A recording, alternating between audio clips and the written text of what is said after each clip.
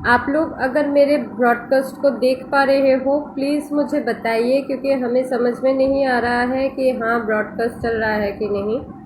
साथ ही साथ हम लोग ये भी देख रहे हैं कि संडे को संडे हमें ब्रॉडकास्ट चलाने में बहुत ज़्यादा दिक्कत आ रही है। तो हो सकता है कि हम लोग संडे के बजाय किसी और दिन को हम लोग शायद शेड्यूल कर लें, जिसमें हम लोग हमारा क्लास को उस दिन को कन्वर्ट कर दें, क्योंकि संडे को बहुत ज़्यादा ट्रैफिक होने के चलते लाइव क्लासेस लेना एक तरह से मुश्किल हो जाती है। तो हमें समझ में नहीं आ पाता है कि हाँ कितने लोग हमें देख रहे हैं, या लाइव जब हम लोग हो रहे हैं तो कितने लोग हम लोगों को फॉलो कर रहे हैं। स्टैटिस्टिक्स हमें पूरी आ नहीं पाती है। तो हो सकता है कि आप लोगों को बता के ही हम लोग नेक्स्ट क्लास शायद थर्सडे को या फ्राइडे को शेड्यूल करें। मोस्ट प्रोबेबली थर्सडे करेंगे, क्योंकि हमारे साथ जुड़े होने वाले बहुत सारे कॉरपोरेट एम्प्लॉयज़ हैं जो लोग इस क्लास को फॉलो करते हैं, और स्पेशली फॉरेन से भी इस क्लास को फॉलो किया जाता है। तो हम लोग कोशिश ये करेंगे कि हम लोग इसको थर्सडे को रखें। तो थर्सडे को I think it will be better कि हाँ अगर हम लोग थर्सडे को इस क्लास को साथ साथ हम लोग शुरू करते हैं। तो हो सकता है नेक्स्ट क्लास हम लोग आपके साथ शेयर करेंगे नेक्स्ट थर्सडे को। क्योंकि संडे को जब हम लोग क्लास कर रहे हैं तो क्लास करने में हम लोगों को बहुत दिक्कत आ रही है, क्योंकि लाइव क्लास हो नहीं पा रहा है। चलिए हम लोग हमारे क्लास में कंसंट्रेट करते हैं, और पिछले बार का क्लास का थोड़ा सा सिनॉप कर देती हूँ मैं। क्रिया योग क्या है या योग क्या है मैंने उसको बताया था। मेनली योग हम लोग इस चिंता में अगर सोचे तो ज़्यादा अच्छा होगा कि आप आपके परमात्मा के साथ किस तरह से जोड़ सकते हो। तो यही है योग। योग का मतलब आप अपने आत्मिक रूप में किस तरह से परमात्मा का संपूर्ण दर्शन कर सकते हो। दर्शन करने का ही प्रक्रियाएं हैं जितने भी हैं, हमारे साधना जितना भी है वो सारे हमारे योग के आधार पे, जो सनातनी योग है उसके आधार पे किया जाता है।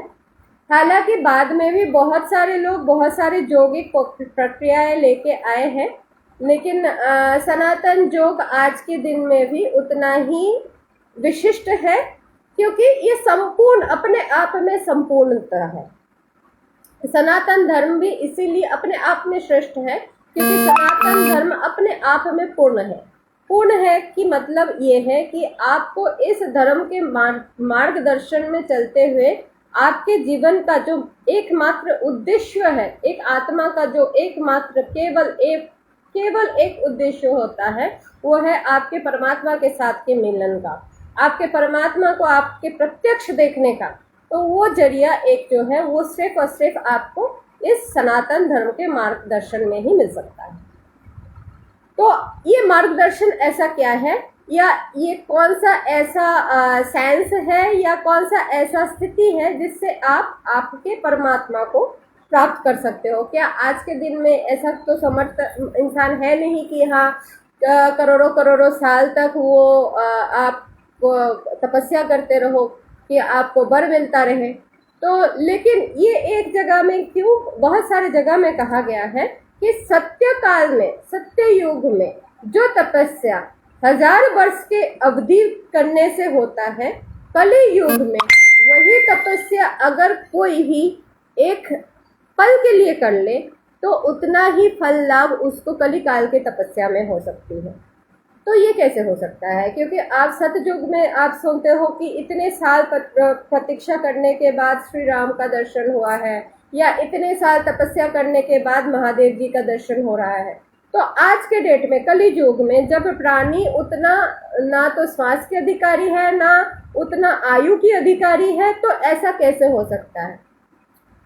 तो जब श्री राम कहते हैं कि कली युग में ऐसा क्षण आएगा जब आत्मिक दर्शन, आत्मा प्रभु के आत्मिक दर्शन यानी कि परमात्मा की दर्शन क्षण मात्र एक साधना से ही हो सकता है। तो आज के डेट में प्रभु श्री राम को तो हम लोग परमात्मा स्वरूप मानते हैं, तो उनके जो अपने मुख बिंदु से जो निकला हुआ है वो हम लोग सच मानते हैं।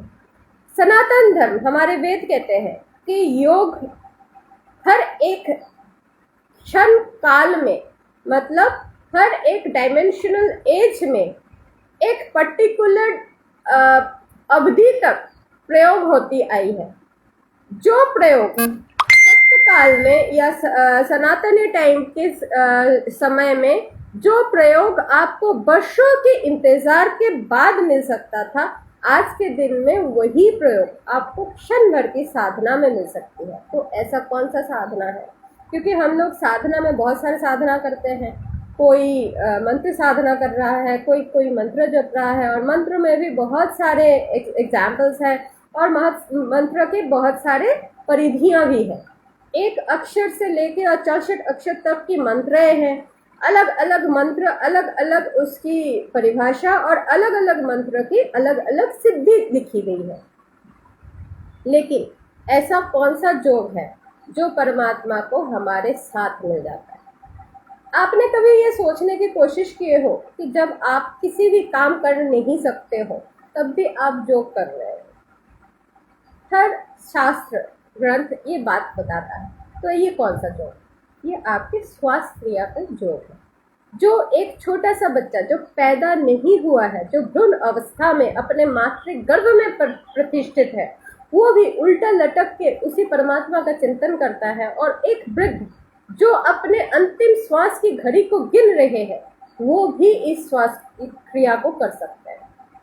क्रिया योग को इसलिए राज योग कहा जाता है क्योंकि ना तो इसमें ऐसा कोई मंत्र शक्ति का आधार है, ना ही इसमें कोई भू शक्ति का आधार है, ना ही आपके इसमें कोई आसन शक्ति का आधार है, लेकिन ये अपने आप में संपूर्ण एक योग क्रिया है।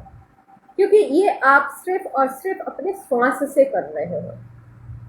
लेकिन इस योग को सीखने के लिए जब आप इस योग को अपने प्रैक्टिस में लाते हो, अपने दिनचर्या में लाते हो, अपने श्वास के साथ इसका मनन और परीक्षण करते रहते हो, तो उसकी एक प्रक्रिया है। और उस प्रक्रिया के अंदर अष्टांग योग आती है। और अष्टांग योग के बिना कवर किए आप इस रास्ते में मार्ग में जा नहीं सकते। वो कहते हैं ना कि देखो क्लास है, तो अगर आपको पीएचडी तक जाना है, पीएचडी मतलब हमारे परमात्मा है, अगर आपको पीएचडी तक जाना है तो क्लास 1, 2 या नर्सरी, एलकेजी, अपर केजी आपको करना है। तो इसको भी आप अष्टांग योग को भी आप ऐसे ही समझ लीजिए। मेरी कोशिश ये रहती है कि आज के अनुसार, मतलब आज की स्थिति, आज की परिस्थिति के अनुसार मैं आपको वो चीज सिखा दूं जिससे आपको आपके इस योग को करने में आसानी हो। देखिए, मैं मंत्र शक्ति मानती हूँ क्योंकि मंत्र जप मैंने भी किया है। जब मंत्र शक्ति होती है, मंत्र क्योंकि वो एक उच्चारण है, एक नाद है, तो नाद ब्रह्म कहा जाता है। तो हर एक उच्चारण का एक अलग सी शक्ति है। जब मैं आपको इस बारे में जब विशेष रूप से जब मैं आपको बताऊंगी तो मैं आपको ज़रूर इस बारे में चर्चा करेंगे हम लोग कि नाद ब्रह्म की आलोचना हम लोग किस तरह से कर सकते हैं। तो लेकिन चलिए, तब तक के लिए हम लोग वापस आते हैं। हम लोग जहाँ पे पिछले क्लास को छोड़े थे, हम लोग आपके साथ डिस्कस किए थे कि यम क्या क्या होता है, और उसमें मैंने आपको कुछ चीज़ें बताया। अगर उसमें से किसी को कोई भी प्रश्न है तो वो मेरे को यहाँ पे कमेंट सेक्शन पे आप लिख सकते हो, या अगर आप मेरे साथ कमेंट में फेसबुक में चैट में अगर रिलेटेड हो तो आप मुझे वहाँ पे ज़रूर प्रश्न कीजिए। तो आज हम लोग चलते हैं नियम के तरफ। यम तो हमने समझ लिए, आज हम चलते हैं नियम की तरफ। नियम, सर्वप्रथम नियम क्या है? देखिए, सिंपल वे में हम लोग इसको समझते हैं, ना तो इसमें बहुत भारी भरकम कुछ करते हैं और ना ही आपको इसमें बहुत ज़्यादा इन डेप्थ में कुछ समझने की कोई ज़रूरत है। आप इसको बहुत आसानी से समझिए। नियम वो है जो आपके शरीर को आपके परमात्मा तक पहुंचाए। इस नियम में आप 100 चीज रख सकते हो और सिर्फ एक चीज ही रख सकते हो।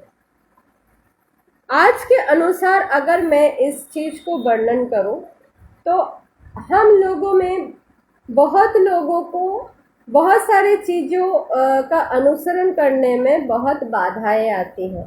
जैसे अगर मैं आपको बोलूं कि नियम में तो भाई ये भी है कि आप कई कई दिनों तक आप बिना खान पान किए रहोगे, तो आप बोलोगे माता जी मेरे को तो ऑफिस भी देखना है और बच्चे भी पालना है, तो वो मैं कैसे करूं। तो उतना ही कीजिए जितना आपसे सामर्थ्य में हो। मैं एक चीज समझती हूँ और परमात्मा के दर्शन के बाद मैंने एक चीज ही देखा है, क्योंकि कर्म सूत्र से मैं 24 घंटे की नौकरी की हूँ 23 साल तक, तो इसलिए मेरी अनुभव बहुत ज़्यादा है। और क्योंकि मैं विदेश में रहती थी तो विदेश की कार्य प्रणाली थोड़ी सी अलग है हमारे देश से।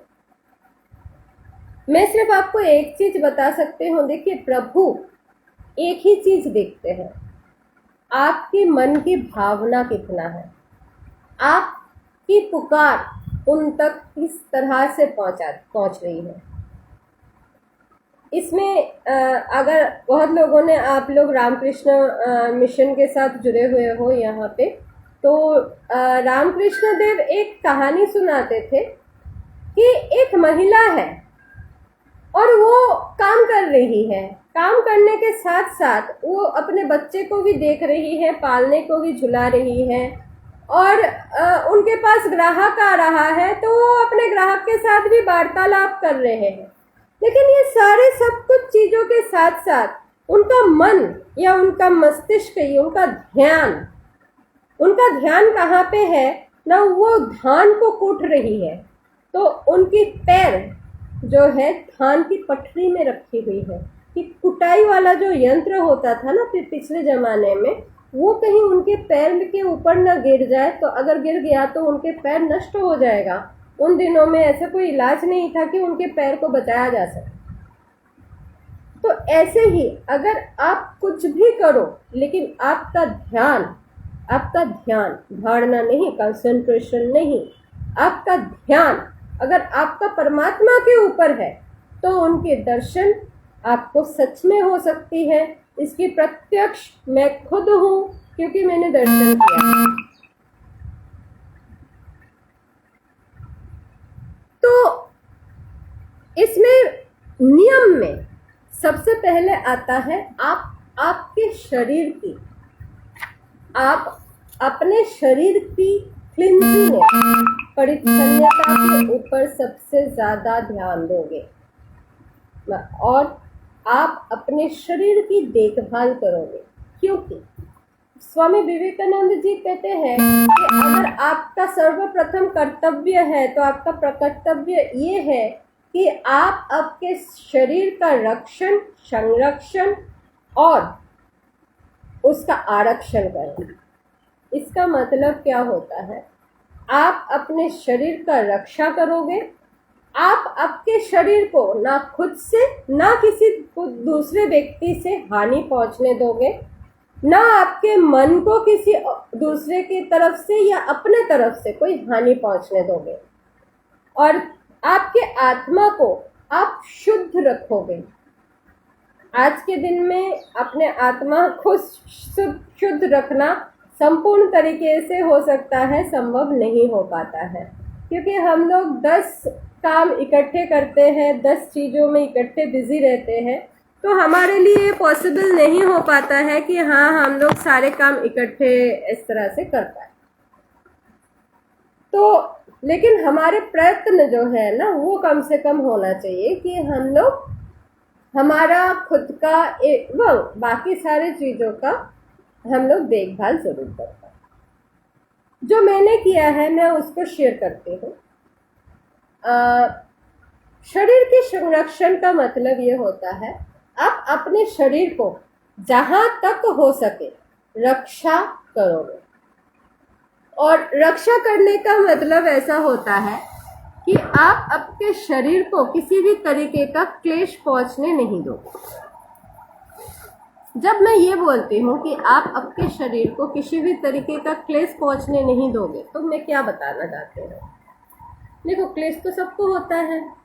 हमारे शरीर में आज के डेट में रोग इतने ज़्यादा है, specially after the Covid situations.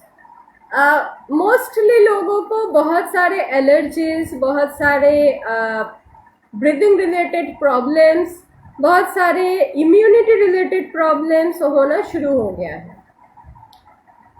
लेकिन अगर आप अपने आप को एक डिसिप्लिन में रखोगे कि आपके शरीर को क्या क्या चाहिए, वो चीज़ आप मेंटेन रखोगे, टाइम टू टाइम आप मेडिसिन्स, अलर्ट्स, आप टेस्ट आप करते रहोगे, आप उतने ही अलर्टनेस, जब हम लोग कोविड में रखते थे उतना ही नॉर्मल अलर्टनेस रखो। हाथ पैर धो के घर के अंदर आना, अपने शुचिता मतलब अपना क्लींजीनेस को मतलब रखना, या किसी के साथ शेक हैंड ना करके नमस्ते करना। हम लोग एक पर्टिकुलर एक चीज़ मेंटेन कर रहे थे जब हम कोविड के थ्रू जा रहे थे। अगर आप उसी चीज़ को मेंटेन रखो, वो सनातन पद्धति है हमारे ज़िंदगी का। मैं आज इतनी साल बाहर में नौकरी कर चुकी हूँ अमेरिका में, मैंने कभी बहुत ज़्यादा किसी के साथ शेक हैंड किया है मुझे आज भी याद नहीं है। मैं ज़्यादातर लोगों को नमस्ते ही करती थी, क्योंकि एक तो ये हमारे कल्चरल है, और सेकेंडली मैं सबके साथ शेक हैंड करना पसंद नहीं करती थी। इसमें कोई भेदभाव भी नहीं हुआ करता था, क्योंकि लोग उसमें, बाहर के देश के लोग ज़्यादातर इसमें आपको एक अलग ही नज़रिए से देखते हैं कि देखो ये अपने रूट्स के साथ कितना जुड़ा हुआ है। आप आपके रूट्स को जितना महत्व दोगे, आप अपने सनातन कल्चर को आप खुद जितना रिस्पेक्ट दोगे, आपको देखने वाला उस चीज़ को उतना रिस्पेक्ट देगा। ज़रूरी नहीं है कि आप अपने एक पर्टिकुलर वस्त्र को धारण करके ही उस रिस्पेक्ट को कमा सकते हो। आप एक सूट में भी उस चीज़ को मेंटेन रख सकते हो। बहुत लोग रख रहे हैं, बहुत इंडियंस आज भी बाहर में जितने लोग काम कर रहे हैं बहुत लोग रखते हैं, इसमें कोई अलग सी कुछ नहीं है। एक डिसिप्लिन्ड लाइफ अगर आप लीड करते हो तो इन द लॉन्ग रन आपको ये बहुत बेनिफिट करेगा। जब आप 50 के अबव चले जाओगे ना, तो आप देखोगे आपके घुटने के दर्द बहुत कम हो रहा है, आपकी सर्वाइकल बहुत कम हो रहा है। आप स्ट्रेट बैठना अगर प्रैक्टिस करते हो, या आप जब किसी के साथ डिस्कस कर रहे हो तो आप अपने स्पाइन को स्ट्रेट रख रहे हो। लैपटॉप से आप एक पर्टिकुलर इंटरवल पे आप अपना थोड़ा सा हट रहे हो, थोड़ा सा अपने आप को दूसरे के साथ बात करने में लगा रहे हो, तो ये सारी चीज़ क्या करता है कि आपको एक पर्टिकुलर वे में आपको हेल्प करता है। और लॉन्ग रन में ये आप देखोगे कि ये आपके शरीर को 100% ना सही लेकिन 60% बैलेंस ज़रूर रखेगा। मैं एक्स आर्मी हूँ, तो इसलिए आर्मी वाले को कभी भी रिटायरमेंट नहीं मिलता है जब तक उसका सिर से पैर तक सही रहता है। ये हर आर्मी वाला यहाँ पे जो उपस्थित है वो बताएगा। लेकिन फिर भी आज अगर मैं आपके साथ ही सिर्फ 1 घंटा पूरा एक ही पोजीशन पे बैठ पा रही हूँ, ये मेरा डिसिप्लिन्ड लाइफ का एक नतीजा है। आप जिस भी उम्र में हो, आप अभी से शुरू करो। कहते हैं ना, जब जागो तब सवेरा, तो आप अभी ही शुरू करो। अभी शुरू करोगे तो इसकी नतीजा आपको ज़रूर मिलेगा। आप एक डिसिप्लिन्ड लाइफ स्टाइल जियोगे। सिर्फ लाइफ स्टाइल में अगर सिर्फ बैठना, चलना फिरना यही काफ़ी नहीं होता है। खान पान, लोगों के साथ मिलना, मॉर्निंग वॉक में जाना, शाम की वॉक में जाना। बहुत सारे जगह में हम लोग बहुत गर्मी वाले प्रदेश में रहते हैं। भारत वैसे ही गर्म प्रधान, ग्रीष्म प्रधान एरिया है, तो आप यहाँ पे शाम को थोड़ा सा आप घूमने जाओ। आप जितना वो ट्रेडमिल में घूमते हो उससे अच्छा है आप आपके टेरेस पे जाइए। अगर आप फ्लैट में रहते हो, नीचे थोड़ा सा टहलिए, that will give you much more benefit. आप जहाँ पे भी हो, आप डायरेक्ट रास्ते पे चलिए। प्लेन एक रास्ते में चलना और वो ट्रेडमिल में चलना, दोनों में बहुत ज़मीन आसमान की अंतर है। अगर आप किसी नदी के किनारे हो तो आप नदी के किनारे कुछ देर तक बैठो, वो फ्रेश एयर जो आप लोगे या तो मॉर्निंग का या इवनिंग का, वो आपको एक एयर कंडीशनड हैबिचुअल रेसिडेंसी से आपको कहीं ज़्यादा बेनिफिट करेगा, आपके लंग्स को बेनिफिट करेगा। देखो हम लोग बचपन से ये से देख रहे हैं कि हम लोग लोबान घर में जलाते हैं। लोबान अकेला सिर्फ बैक्टीरिया इन्फेक्शन नहीं मारता है, हमारे नोजल ट्रैक्ट को, हमारे हार्ट के जो ट्रैक्ट है, जो हमारे सांस नली है या हमारे जो वेन्स है, इसको भी क्लीन करता है। आप क्लींजिंग कर रहे हो खुद का। आप कहीं बाहर से आए हो, थोड़ा सा आप वेपराइजेशन करो, इससे आपका पूरा माइंड बॉडी पूरा क्लींजिंग होगा। आप नहाओ।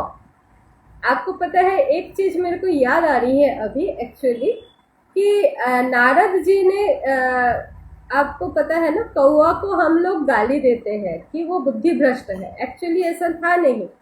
कौवा एक्चुअली बहुत ही इंटेलिजेंट प्राणी हुआ करता था। उसको क्यों अभिशाप मिला था? बहुत सारे लोग यहाँ पे इस कहानी को जानते भी हैं, फिर भी मैं बता रही हूँ। भगवान ने बोला था 4 बार नहाना है और 1 बार खाना है। उसने आके पृथ्वी में क्या बोला? 4 बार खाना है, 1 बार नहाना है। तो हम लोग आज भी 4 बार खाते हैं दिन में, 1 बार नहाते हैं।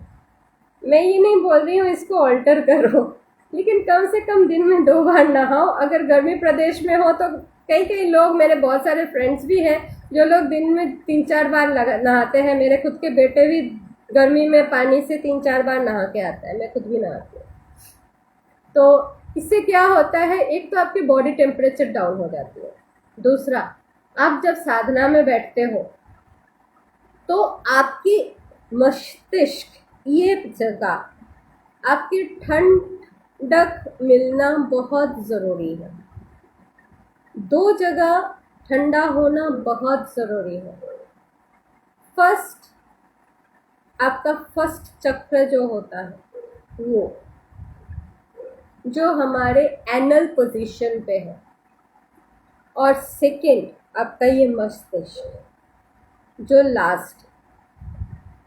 तीसरी, ये मेरी खुद की अनुभव है, हमारे पैर के तलवे गर्म हो जाते हैं।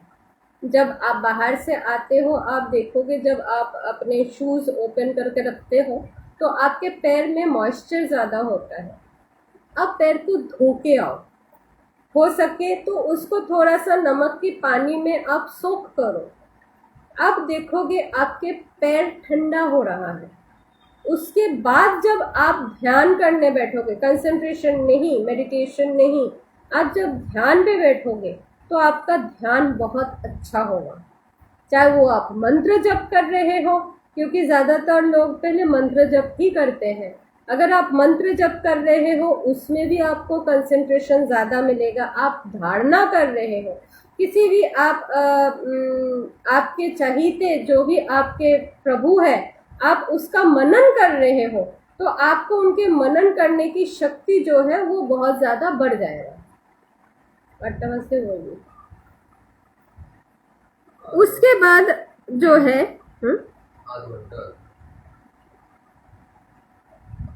तो सबसे पहले आपका शरीर, आपके मन, आपकी आत्मा, ये तीन को ही आपको निर्मल रखना है। सबको क्लींजिंग करनी रहती है। आपके मन में बहुत सारे भाव आते हैं। देखो, मुझे सब कोई बोलते हैं जब हम साधना में बैठते हैं ना माता जी, तो हमारे मन में इतने सारे प्रश्न आते हैं, इतने सारे प्रश्न आते हैं कि हम उसी में हम लोग उलझ जाते हैं। यही आपके आत्मा का क्लीनिंग है। ये आएगा, प्रश्न आएगा, चिंताएं आएगी, भावनाएं आएगी, उछल बहुत उठेगा। अब जितना परमात्मा के तरफ जाने की कोशिश करोगे, माया आपको पीछे खींचने की कोशिश जरूर करेगी।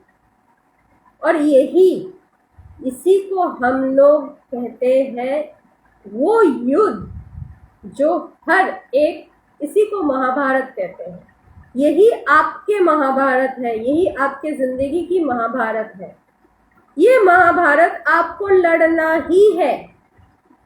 इसी मन के अंदर आपके कर्ण हैं, इसी के मन के अंदर आपके दुर्योधन हैं, इसी मन के अंदर आपके दुर्योधन हैं, और इसी मन के अंदर आपके वो शकुनी मामा भी बैठे हुए हैं। और आप अपने पंच इंद्रियों, ये आपके पंच ज्ञानेंद्रिय, आपके वो पंच पांडव है, और आपके मन श्री कृष्ण है, जो आपके आत्मा को, आपके चैतन्य को ले जाके उस परमात्मा तक मिलाएंगे। ये गीता हमारे शरीर के अंदर हर क्षण चल रही है। हम हर क्षण महाभारत लड़ रहे हैं। जो जितना आगे बढ़ रहा है साधकों, हम उतना ज्यादा कठिन परिस्थिति के सामना कर रहे हैं। आप ये मत समझिए कि आप साधना करोगे, आप परमात्मा की तरफ जाओगे तो आपकी जिंदगी की परिस्थितियां सरल हो जाएगा। जी नहीं होगा। आपकी जिंदगी की परिस्थिति और विकराल रूप लेगी। आपकी जिंदगी की एक एक क्षण आपको जीने में भारी पड़ेगी। आज जो परिस्थिति है, हर तरफ से आपको घेरने की कोशिश करेगी माया। आपकी पढ़ाई में आपको प्रॉब्लम्स आएगी, आपके बच्चे आपको परेशान करेंगे, आपकी बेटर हाफ आपको कोई ना कोई बात बोलने आएगी। जब आप साधना में बैठोगे, आप बोलोगे इतनी कुछ परमात्मा को पाने के लिए। फिर सोचो तो, परमात्मा ऐसा कौन सा चीज है जो उनको पाने के लिए हम लोग अपनी जिंदगी की सब कुछ दांव पे लगाते हैं?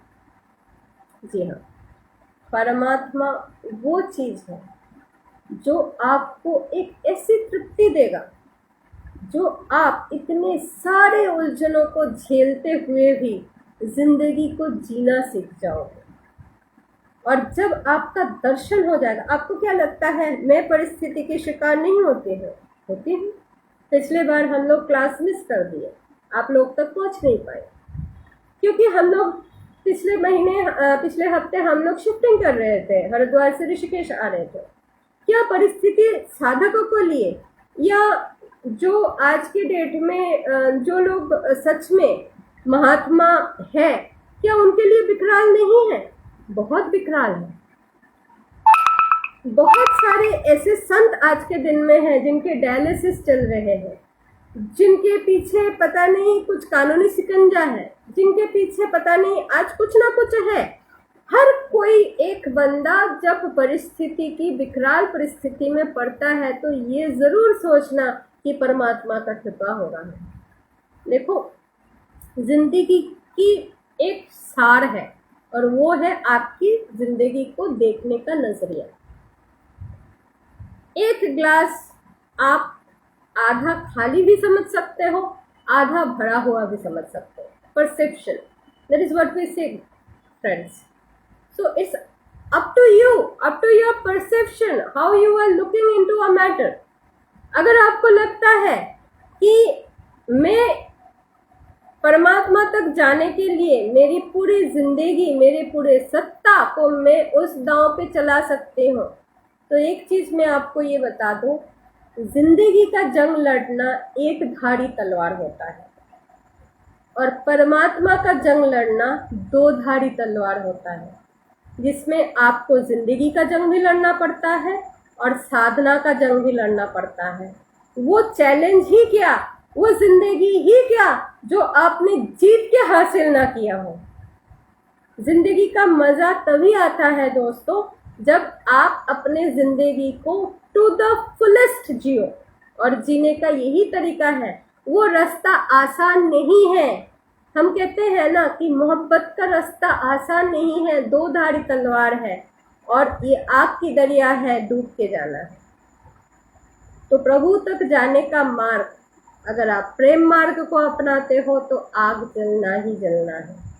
लेकिन बस आपको संतुष्टि सिर्फ इसी चीज की होनी चाहिए कि जो आग आप अपने अंदर आज जो जला रहे हो ना, वो आपके प्रभु के अंदर भी चल रहा है। आप अगर एक कदम चलोगे तो आपके प्रभु 10 कदम आपके तरफ आते हैं। ये मैं इसलिए कह रही हूँ क्योंकि मैंने देखा है उनको आते हुए। मैं अगर आज किसी परिस्थिति में हूँ, चाहे वो अनुकूल है, वो विकराल है, या वो कैसे भी तटस्थ करने वाली है, लेकिन उस परिस्थिति में मेरी प्रभु हमेशा मेरे पीछे खड़े रहे हैं। जो लोग मेरी बहुत नज़दीक हैं वो लोग सब जानते हैं कि मैं इस विषय में क्या बताना चाहती हूँ, तो उन लोगों को इस बारे में पता है कि हाँ, मैं ज़िंदगी की जंग से क्या मतलब समझा रही हूँ। और जब आप इस रास्ते में चलोगे तो आप खुद ही बोलोगे, माता जी आज मेरे साथ ये हो गया, माता जी आज तो मैंने कोशिश किया था कि एक माला ज़रूर जपूं, लेकिन जैसे ही मैं बीच में आया वो मेरी पड़ोसी आ गया और मेरे को ये उठ जाना पड़ा। इसका एक सरल तरीका है। दिन 24 घंटे का होता है भाइयों। इस 24 घंटे के अंदर आपको सिर्फ और सिर्फ 10 मिनट निकालनी है खुद के लिए। आप माला अगर जप रहे हो तो वो 5 मिनट में हो जाता है, और जो क्रिया मैं आपको सिखा रही हूँ वो 10 मिनट के अंदर हो जाती है, 2 मिनट में भी हो जाता है, 2 सेकंड भी लगता है। जब आप इस रास्ते में परिपक्व तरह के चलने लगोगे, जब आप ग्रेजुएशन लेवल तक पहुंच जाओगे, तो आपको सिर्फ 1 सेकंड लगेगा उनको दर्शन पाने में। फिर एक बार सारा दिन में उनका दर्शन पा लिए, उसके बाद सारा दिन आपको पता है, सारा दिन पड़ा हुआ है आपके पास कर्मकांड को करने के लिए। सिर्फ इतना फायदा रहेगा कि आप आपके कर्म के साथ कोई अटैचमेंट नहीं रखोगे, तब वो प्रभु का कार्य बन जाएगा। आज के दिन में हम लोग जो भी काम करते हैं प्रभु का कार्य है, चाहे वो उसमें घर की पोछा ही कर क्यों ना कर रही हूँ, चाहे मैं बर्तन ही क्यों ना धो रही हूँ, चाहे मैं 10 लोगों के ट्रीटमेंट ही क्यों ना कर रही हूँ, या मैं ऑपरेशन ही क्यों ना कर रही हूँ, ये प्रभु की कार्य है, प्रभु ने दिया है, समझ प्रभु का है, प्रभु के लिए करना है। परसेप्शन है।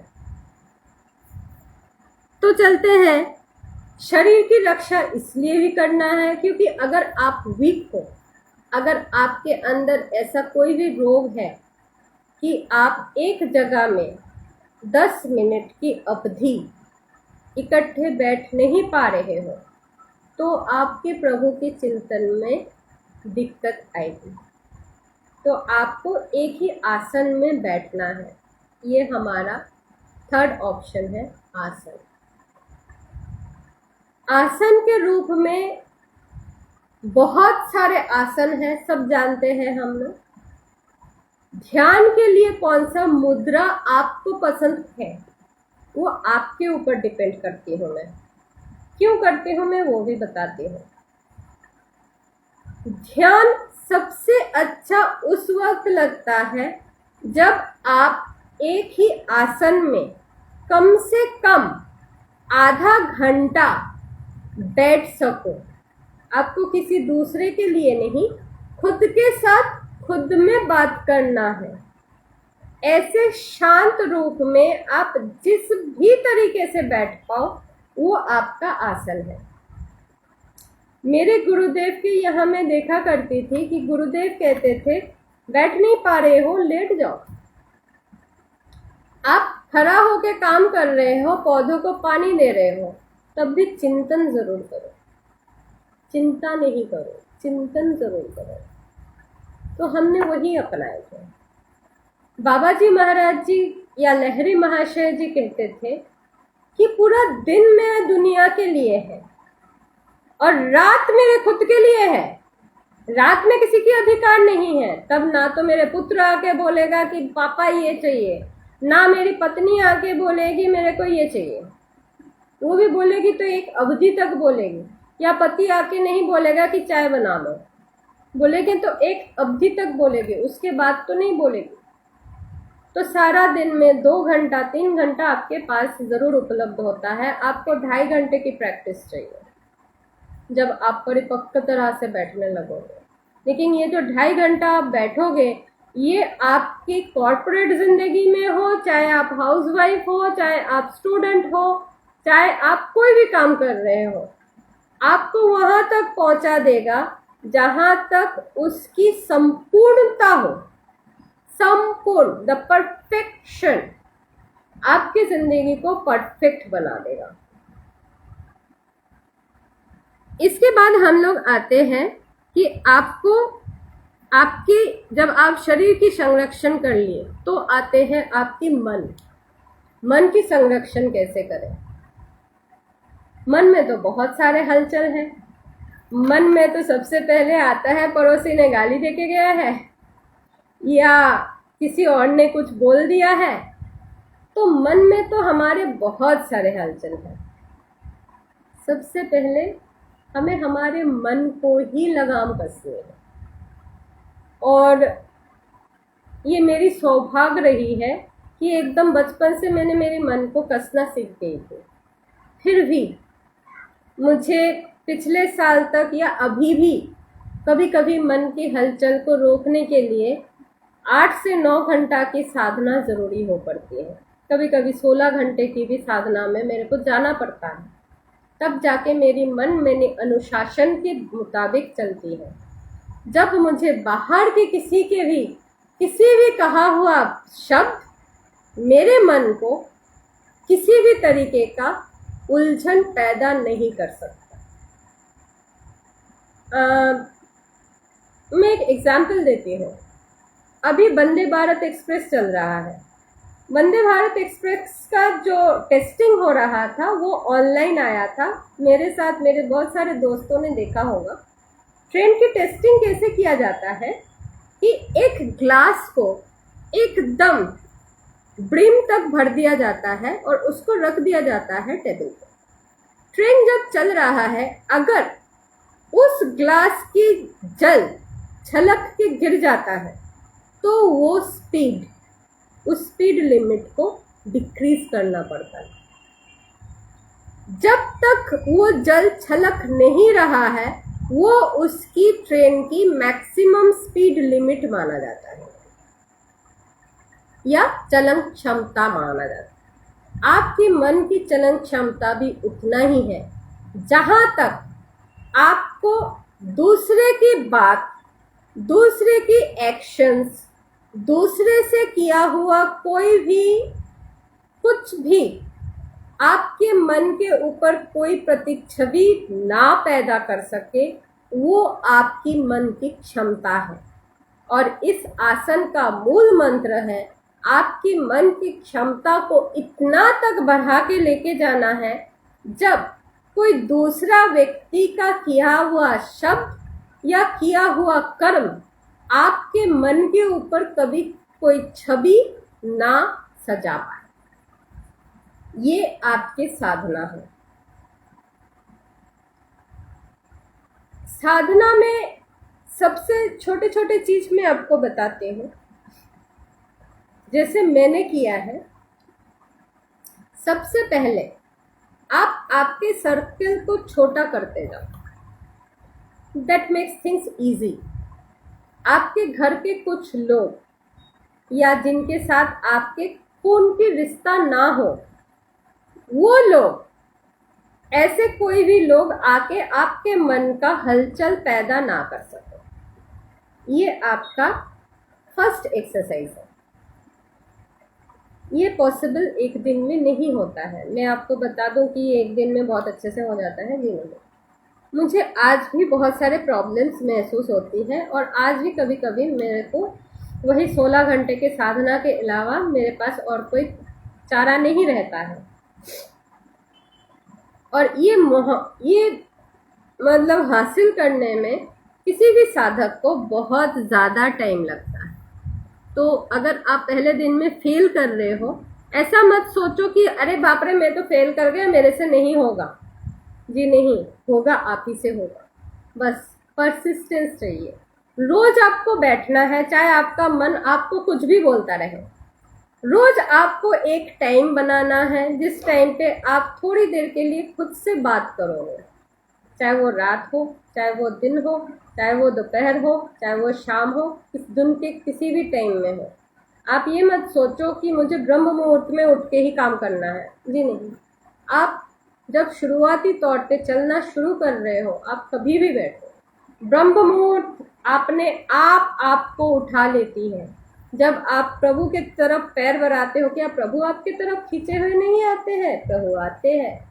और उसका जो है, उसका सबसे पहला निदर्शन है ब्रह्म मुहूर्त में 3:30 से 4 बजे आपका आँख खुल जाएगा, आपकी नींद टूट जाएगी, प्रभु आपको उठा देंगे, उठ जा, 4 बज रहा है। हमारे समय में हमारे गुरुदेव को हम लोगों ने प्रत्यक्ष किए हैं, 4 बजे आके उठा देते थे, जबकि हमारे गुरुदेव आसपास नहीं है। मैं बचपन की बात कह रही हूँ। मुझे एक बार लहरी महाशय जी ने आके मुझे बिस्तर से मेरे को नीचे गिरा दिए थे। हम लहरी दादू बोलते हैं। दादू ने मेरे को बिस्तर से गिरा दिए, मैं सच में गिर गई। गिर के मैं बच्ची थी तो मैं रो पड़ी, क्योंकि 7-8 साल की ही उम्र थी, तो मेरा पहला दीक्षा हुआ था। मैं रो पड़ी, दादू ने मेरे को गिरा दिए। मेरी मम्मी पे बगल में लेटी हुई थी, वो उठ के खड़ी हो गई, तो कैसे गिर गई? तू तो बीच में थी।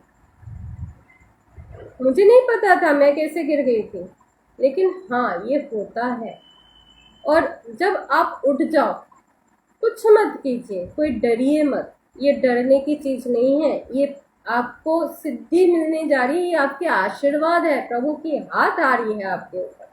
आप डरो मत, हाथ जोड़ो, प्रणाम करो और उनको बोलो, प्रभु मैं आपके शरण में हूँ, आप मुझे आप तक मुझके चला के लेके जाओ। एक बात दोस्त मैं हमेशा बताती हूँ, हमेशा बोलती हूँ, आपका ज्ञान वो काम नहीं कर सकता है, आपकी सिद्धि वो काम नहीं कर सकता है, आपकी अद्वैत वो काम नहीं कर सकता है, हमारी किसी भी दीक्षा शिक्षा वो काम नहीं कर सकता है। जो काम आपके प्रार्थना कर सकती है, अंतर मन से निकली हुई एक सहज प्रार्थना, बहुत कुछ अलग, ऐसा बहुत कुछ, ऐसे बहुत परेशानियों से आपको छुटकारा दिला देगा। आप एक बार करके तो देखो, एक कदम प्रभु की तरफ चल के तो देखो। आपकी ये जो मन की भावना है, इसको हम लोग डिवोशन बोलते हैं। ये डिवोशन आपको बहुत दूर तक ले जाएगी, और इसको सहज योग कहा जा गया है कि आपकी ये जो सहज योग है, आपकी जो भक्ति योग है, भक्ति योग को सहज योग माना गया है। एक माँ अपने बच्चे से तो प्रेम करेगा ही करेगा, एक बहन अपने भाई से प्रेम करेगा ही करेगा, तो क्या एक आत्मा अपने परमात्मा से प्रेम नहीं कर सकता? इसमें कोई साइंस की जरूरत नहीं है, किसी किताब की जरूरत नहीं है, किसी ज्ञान की जरूरत नहीं है, ये सहज है। हम अगर कहीं पे भी ठोकर खाते हैं, सबसे पहले हम बोलते हैं, ओ भगवान, फिर से खा गए, हे माँ। हम माँ के दर्जा किसको देते हैं? अपने माँ को बुला रहे हैं क्या उस वक्त? हमारे माँ तो सुनने के लिए वहाँ पे है भी नहीं। हम में जितने भी जो हमें देख रहे हैं या हमें जो लोग सुन रहे हैं, जिस उम्र में आके हम लोग माँ को बुला रहे हैं, बहुतों के माँ उस वक्त जिंदा भी नहीं है, परमात्मा को प्राप्त हो चुके हैं। क्या हम उस माँ को बुला रहे हैं? जी नहीं, हम उस भवानी को बुला रहे हैं, वो मातृ संज्ञा को बुला रहे हैं, जो परमात्मा स्वरूप महाकाली है, महामाई है। हे माँ, हम आपके बच्चे हैं, हमें संरक्षण दो। जब again there are so many ways to depict this, कि आप उनको जितने नजदीकी रिश्ते से बांधोगे ना, वो उतना जल्दी आपके तरफ खींचे आएंगे। ये मैंने देखा है। जब मेरा शिक्षा और दीक्षा मुझे उन तक पहुंचा नहीं पाया, मेरे भावना उन तक पहुंच गई। जब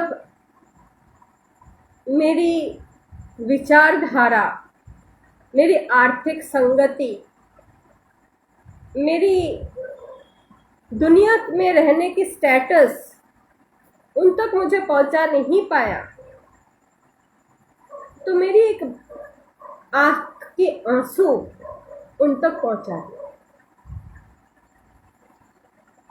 मन से निकला हुआ एक पुकार उनको आपके सामने लाके खड़ा कर देने के लिए पर्याप्त है, बशर्ते आपके उस आंसू में खोट नहीं होना चाहिए, आपके उस भावना में वो खोट नहीं होना चाहिए कि आपके ये भावना, आपकी ये भाव आपके परमात्मा के लिए है, तो आपकी इस भावधारा में वो खोट नहीं होना चाहिए, उसमें जगत नहीं होना चाहिए, क्योंकि आप विश्व के पिता के लिए आपकी भावना है। ज्ञान की जरूरत है, क्योंकि ज्ञान हमें उनका एक धारणा करने के लिए हमें प्रेरित करता है, लेकिन भावना की जरूरत है उनको प्राप्त करने के लिए। ज्ञान वहां तक नहीं पहुंचा पाता है जहां तक भावना पहुंचा। तो आज हम लोगों ने नियम और आसन, इन दोनों चैप्टर्स को हमने कंप्लीट किए। अगले हफ्ते हम लोग इस क्लास को थर्सडे शाम के 7 बजे लेंगे, क्योंकि संडे के दिन कनेक्टिविटी प्रॉब्लम्स बहुत होती है, और अभी क्योंकि जहाँ पे मैं रह रही हूँ तो ये हिली एरिया है, तो आसपास ज़्यादा हिल्स होने के कारण यहाँ पे कनेक्टिविटी और भी थोड़ी सी प्रतिबंधित रहती है। तो इसके लिए मैं माफ़ी मांगूंगी। और यहाँ पे वाईफाई कनेक्टिविटी भी नहीं है, अभी तक कोई लाइन बिछा हुआ नहीं है, तो हम लोग अभी तक वाईफाई नहीं ले सकते हैं यहाँ पे। तो हमें मोबाइल के टावर्स पे ही भरोसा करना है। तो अगले हफ्ते आप लोगों से फिर से मिलेंगे, और अगले बार हम लोग गुरुवार को रात 7 बजे आप लोगों के फिर से मिलेंगे, तो मुलाकात करते हैं। अगर किसी को कोई भी प्रश्न हो, 24 घंटा मैं आपके साथ उपलब्ध हूँ, कभी भी आप मुझे फ़ोन कर सकते हो, पूछ सकते हो। किसी भी साधना के लिए आपको अगर मेरी ज़रूरत पड़े, अगर आपको लगे कि मैं इस काबिल हूँ कि आपके प्रश्न को जवाब दे सकती हूँ, आप ज़रूर मुझे फ़ोन करें, या व्हाट्सएप चैट में आप मेरे साथ आइए, या फेसबुक में आप मेरे को आप लिंक कर सकते हो। मैं कोशिश करूँगी जल्द से जल्द आप लोगों के साथ जुड़ने के लिए। आज सबको मेरे तरफ से प्रणाम। सब परमात्मा के चिंतन में ज़रूर लीन हुए, यही प्रार्थना के साथ आज की क्लास को मैं ख़त्म करती हूँ। प्रणाम।